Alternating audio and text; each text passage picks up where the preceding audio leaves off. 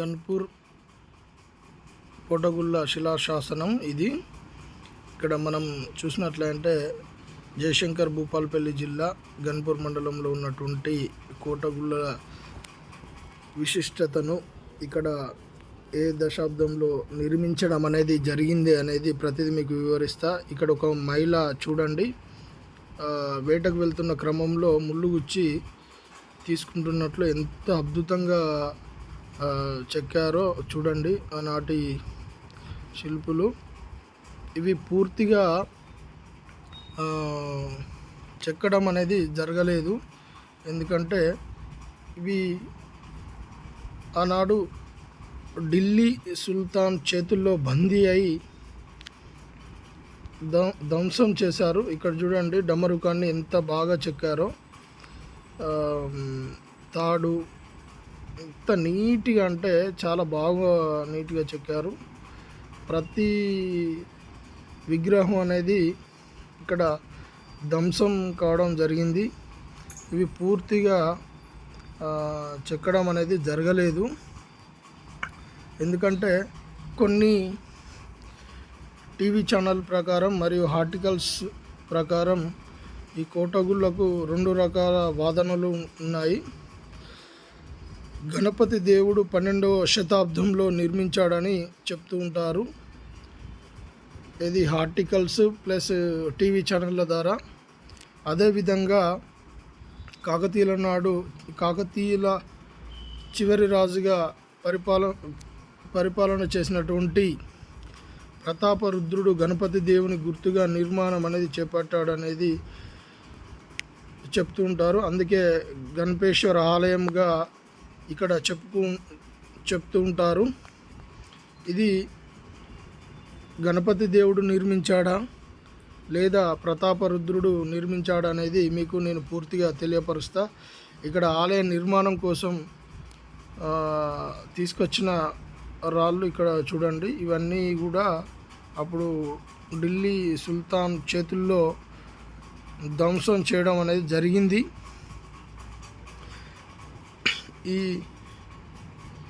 ఇక్కడి నుంచెల్లే ప్రతిదీ చెక్కి అక్కడ ఆ గుడి నిర్మాణం అనేది జరుగుతుంది. ఇక్కడ ఆ సైడ్లోకి పెట్టే రాయి కానీ పైన నిర్మాణం జరిగేటువంటి ప్రతిదీ కూడా వచ్చి శ్రీచక్రం ఇలాంటి ప్రతిదీ కూడా ఇక్కడనే శిల్పులు అనేవారు ఇక్కడ చెక్కేవారు. ఇక్కడ నంది ధ్వంసం చేయడం జరిగింది. ఇక్కడ ఆలయ టెంపుల్ ముందు పెట్టేటువంటి నంది పూర్తిగా ధ్వంసం చేశారు. ఇప్పుడు ఆలయంలోకి వెళ్ళే క్రమంలో ఇక్కడ మొత్తం కోటగుళ్ళ చుట్టూ చిన్న చిన్న టెంపుల్స్ అనేటివి 20 ఉండేటివి. ఇక్కడ ఇప్పుడు చూసినట్లయితే 20 అనేటివి లేవు. అవన్నీ కూడా ధ్వంసం చేయడం అనేది జరిగింది. వాటి ఇప్పుడు ప్రజెంట్ చూసినట్లయితే సుమారుగా ఒక 10 వరకు ఉన్నాయి. మిగతా 10 అనేటివి ధ్వంసం చేయడం జరిగింది. ఇక్కడ మొదటిగా మనం చూసినట్లయితే అంటే చిన్న చిన్న ఈ గుళ్ళల్లో ఎలాంటి విగ్రహాలు అనేవి ప్రతిష్టాపన జరగలేదు. ఇక్కడ ఒకటి చూసినట్లయితే ఇందులో పుట్ట అనేది విపరీతంగా గొడుగు అనేది విపరీతంగా పెరగడం జరిగింది. ఇక్కడ కొన్ని దేవుళ్ళ ఫోటోలు పెట్టి భక్తులు పూజిస్తూ ఉంటారు. ఇక్కడ మొదటిగా మనం చూసినట్లయితే ఇక్కడ ఆనవాళ్ళు కూడా మీరు చూడండి, పుట్టగొడుగులు ఏ విధంగా పెరిగి వచ్చాయో. ఇక్కడ ఆ బ్యాక్ సైడ్లో చూసినట్లయితే కొన్ని నిధుల కోసం కూడా తవ్వకాలు జరిపినట్టు ఏర్పడుతున్నాయి. ఇక్కడ చూడండి ఇక్కడ ఇంకా ఎలాంటి విగ్రహాలు అనేటివి పెట్టలేదు. ప్రతిదీ కూడా ధ్వంసం చేయడం అనేది జరిగింది. కాకతీయుల సామ్రాజ్యం చివరి రాజుగా ప్రతాపరుద్రుడు పాలించాడు. అప్పుడు ఢిల్లీ సుల్తాన్ చేతుల్లో ఓడిపోయి మరణించాడు. తదనంతరం మన రాజులు అనేవారు ఎవరు లేరు, అంతా ఢిల్లీ సుల్తాన్లే. కాబట్టి హిందూ దేవాలయాలను ధ్వంసం చేయడం అనేది జరిగింది. ఇక్కడ విరాట పర్వం సినిమా షూటింగ్ జరిగింది ఇక్కడనే. ఇక్కడ చూడండి పాము వాళ్ళు ఎంత అద్భుతంగా చెక్కారో. ఇక్కడనే విరాట పర్వం సినిమా అనేది చేయడం జరిగింది. ఇక్కడ మీకు ముందుగా మన వీడియో ముందు కూడా చూపెట్టాను ఫ్రెండ్స్. ఇది శిథిలావస్థలో ఉంది. చాలా జాగ్రత్తగా ఇక్కడ మనం వెళ్ళాలి. ఇలా వెళ్ళే ముందు ప్రతాపరుద్రుడి కాలంలో ఈ టెంపుల్ నిర్మాణం అనేది చేశాడు. గణపతి దేవుని గుర్తుగా ఆలయం అంతా శిథిలావస్థకు చేరింది. చాలా జాగ్రత్తగా ఇందులోకి వెళ్ళేటప్పుడు చాలా జాగ్రత్త. ఇక్కడ చూడండి లోపల చాలా ఘోరంగా ఉంది. నేను లోపలికి వెళ్ళే ప్రయత్నం చేయలేదు, ఎందుకంటే గబ్బిలాలు రకరకాలైనటువంటి పక్షులు ఉన్నాయి. లోపల శివలింగం ఉంది. కొంచెం చాలా భయంకరంగా ఉంది లోపల నిజంగా చెప్పాలంటే. ఇక్కడ చూడండి ఎంత మంచిగా చక్రాలు అనేటివి నిర్మించడం అనేది జరిగింది అనేది చాలా బాగుంది. ఇక్కడ చూడండి తవ్వకాలు కూడా, గుప్త నిధుల కోసం తవ్వకాలు జరిపినట్లు కూడా కొన్ని ఆనవాళ్ళు అనేటివి ఏర్పడుతున్నాయి. వాస్తవంగా ఇది అంత మనం వెలకట్టలేని సంపద. మన భావితరాలకు మనం దీన్ని కాపాడుతూ మనం అందించాల్సిన అవసరం ఎంతైనా ఉందని నేను తెలియజేస్తున్నా. ఎందుకంటే ఇక్కడ చరిత్ర అనేది మనం ఇప్పుడు కాపాడితేనే రేపు భావితరాలకు తెలిసేటువంటి తెలుస్తుంది. కాబట్టి మనం ప్రతిదాన్ని క్షుణ్ణంగా 1320వ సంవత్సరంలో అలావుద్దీన్ ఖిల్జీ ప్రతాపరుద్రుని ఓడించి ఆలయాన్ని కొంచెం ధ్వంసం చేశాడు.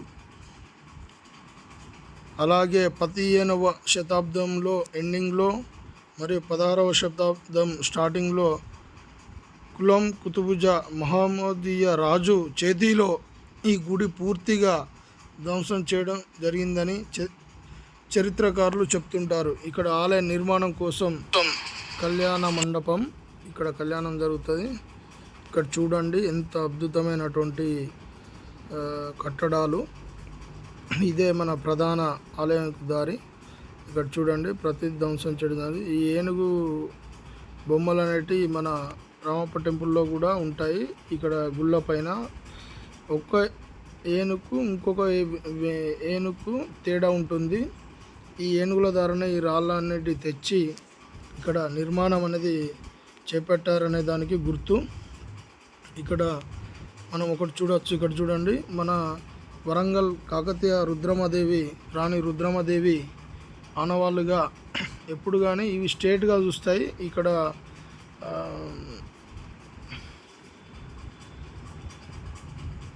ఏనుగు బొమ్మలు చూడండి. ఇక్కడ ఇది అందరు ఏమంటారు అంటే డ్రిల్ చేసేటువంటి మిషనీని ఈ ఆలయాలపై చెక్కడం అనేది జరిగింది. వీటి ద్వారానే ఈ రాళ్ళని అనేటివి చెక్కడం జరిగింది అని కొంతమంది చరిత్రకారులు చెప్తుంటారు. కానీ వాస్తవానికి గుడి పై కప్పు ఏదైతుందో అది ప్లస్ స్తంభాలు అని ఇక్కడ మనకు గుర్తుగా కూడా కనబడుతుంది. ఇది కళ్యాణ మండపం. ఇది కూడా పూర్తిగా శిథిలావస్థలోకి చేరింది. ఇక్కడ చూడండి ఆలయం పూర్తిగా శిథిలావస్థలోకి చేరింది. ఇక్కడ లోపల చాలా ప్రమాదకరంగా ఉంది. లోపల ఎవరన్నా వచ్చినప్పుడు లోపలికి వెళ్ళే ప్రయత్నం అస్సలే చేయకండి, ఎందుకంటే చాలా ప్రమాదకరంగా ఉంది. మీరు ఒకసారి నేను లాంగ్ నుంచి చూపెడితే మీరు చూడండి ఇదంతా మన కోటగుళ్ళు. ఇక్కడ ఈ ప్రకృతి ఒడిలో ఇంత మంచి టెంపుల్ చాలా బాగుంది. మీరు ఒకసారి సందర్శించండి. ఆలయంలో ఇక్కడ చూడండి విగ్రహాలు మొత్తం ధ్వంసం చేశారు ఢిల్లీ సుల్తాన్లు. ఇదే మన ప్రధాన ఘట్టం. ఇది ఆలయంలోకి వెళ్ళే ముందు ఇక్కడ కనబడే నంది నూతనంగా ఏర్పాటు చేసిన బాపద్ది. ప్రతిరోజు అభిషేకాలు అర్చనలు ఉంటాయి. ఇది నూతనంగా ఏర్పాటు చేసినటువంటి నంది. ఇది కాకతీయుల నాటిది, ధ్వంసం చేసిన బాపద్ది. ఇక్కడ చూడండి ప్రతి విగ్రహాన్ని ధ్వంసం చేశారు ఢిల్లీ సుల్తాన్లు. మన చివరి కాకతీయ రాజు ప్రతాపరుద్రుడు ఎప్పుడైతే ఓడిపోయి మరణించాడో అప్పటి నుండి ఆలయాలపై దండయాత్ర చేయడం అనేది జరిగింది. ఇది వాస్తవానికి ప్రతాపరుద్రుని కాలంలోనే నిర్మాణం అనేది జరిగింది. అదే ఒకవేళ గణపతి దేవుని కాలంలో జరిగి ఉంటే ఖచ్చితంగా నిర్మాణం అనేది పూర్తి అయ్యి ఉంటుంది. తన హయాంలో ఏ ఒక్క ఆలయం కూడా నిర్మాణం అనేది కాకుండా ఉండలేదు.